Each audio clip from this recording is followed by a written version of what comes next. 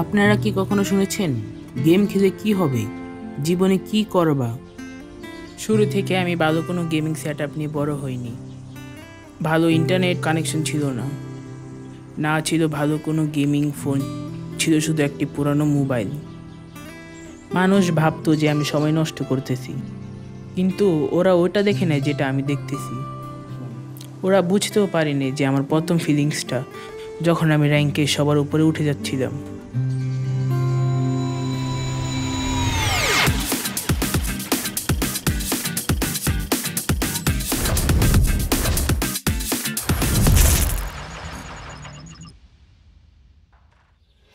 আমার নাম তানাজউদ্দিন, college first ইয়ারে এখন পড়ি। আমি একজন ফ্রি ফায়ার প্লেয়ার।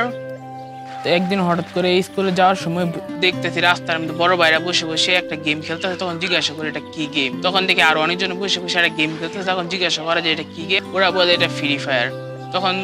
তখন দেখি যে ফ্রি ফায়ার গেমটা ট্রাই করে দেখি, খেলা যায়নি। র্যাঙ্ক পুশ দিতে দিতে হঠাৎ করে মনে করেন গ্র্যান্ড মাস্টার চলে যায়। মানে অনেক স্ট্রাগল হয়েছে। প্রথম গ্র্যান্ড মাস্টার টাইটেল মানুষের কাছে তো এটা অবিশ্বাস্য ছিল, কিন্তু আমিও থামি নাই। একবার দুইবার না, আমি গেছিলাম 12 বার, কারণ প্রত্যেকটা জয়ের ছিল একটি টাইটেল, ছিল প্রমাণ হতেছে যে তুমি পরিশ্রম করো, প্রত্যাশা ছাড়িয়ে যেতে পারবে। তানাজ আমার ছেলে, বড় ছেলে। আমার আত্মীয় স্বজন বা গ্রামের কিছু মহল্লার লোকজনও বলতো যে আপনার ছেলে এই মোবাইলে ফ্রি ফায়ার খেলে বা মোবাইল নিয়ে বইটা থাকে। আমার আব্বুর পায়ে পানি জমা শুরু হয়, যেটাকে বলে বাত পানি। তখন বাবার আব্বুর সেবা যত্ন করতে হয় আমাকে। তখন মনে গেম এত বেশি ট্রাই করি নাই, গেমে কমই খেলছি তখন।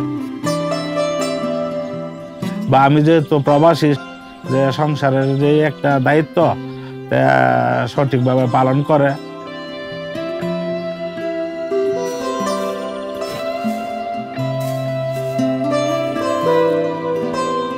তারপরে ওর একটা ছোট বোন আছে, এটারে লেখাপড়া করায়। তার মানে যে খেলাধুলা সবচেয়ে বেশি, এটা কোনো কথা না।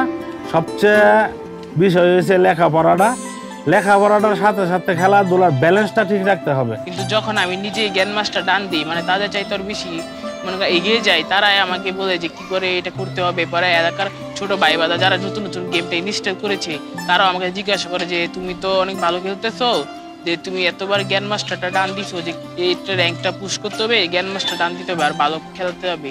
তখন ওদেরকে আমি দেখি যে গেমের সেন্সিটিভিটি কিভাবে আছে, এগুলা তুমি একটু নিজের মতো চেঞ্জ করে নাও। তারপরে এই ক্যারেক্টার স্কিলগুলো আছে, ক্যারেক্টার স্কিলগুলো সাজিয়ে দিই, গান স্কিল, ওদেরকে এগুলো দেখি। তানাজ নতুন সবসময় গেম খেলে। তানাজের কাছে যাই যে ইভেন্ট কি, কেমনে কি ইভেন্টগুলো কেমনে পূরণ করে, তানাজ সবগুলা আগে থেকে বোঝে। তার কাছে যদি যাই আমরা সুন্দর করে বুঝাইও দেয়। আমি যখন নতুন নতুন গেমটা ইনস্টল করে খেলা শুরু করি, তখন অনেকজনে ছিল যে আমার সাথে অ্যাড হতো না, ফ্রেন্ড লিস্টে নিত না। কিন্তু এখন ওরাই আমাকে নিজে অ্যাড পাঠায় যে আমার সাথে একটা ম্যাচ খেল। মানে এটাতে অনেকজনই ফ্রেন্ড লিস্ট পাঠায় এখন আমাকে, আমি অনেক খুশি এখন।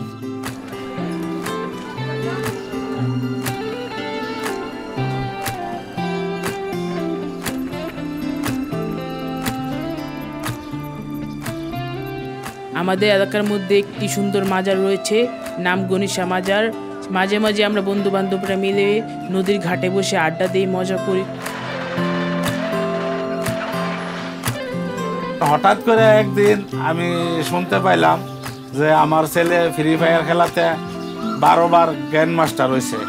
মনে একটা আনন্দ ভাব আসছে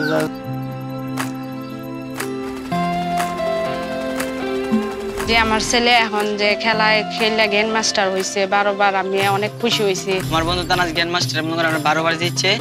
মনে করেন আমার গেম প্লে আমার খুব ভালো লাগছে, আমার অনুভূতি অনেক ভালো।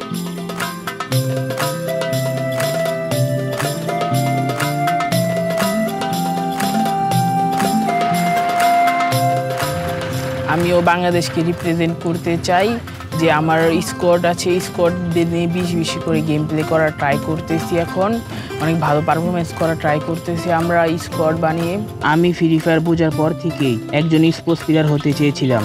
আমার এই 12 বার চ্যাম্পিয়নের জন্য গেরিনা আমাকে এই সুযোগ করে দিতেছে। আমি আশা করি সামনে ভালো কিছু হবে। ফ্রি ফায়ার আমাকে অনেক কিছু শিখিয়েছে। ফ্রি ফায়ারের জন্য আমি কৃতজ্ঞ। Thank you Free Fire. আমার পুরো জীবনটা কেমন হবে সেটা নির্ভর করে আমার পুরো জীবনের প্রত্যেকটা পদক্ষেপের উপর। যেহেতু তোমার ভবিষ্যৎ তোমার হাতেই, তাই তুমি খেলতে থাকো সামনে এগিয়ে যাওয়ার প্রেরণায়। তোমার ভবিষ্যৎ তো তোমার হাতেই।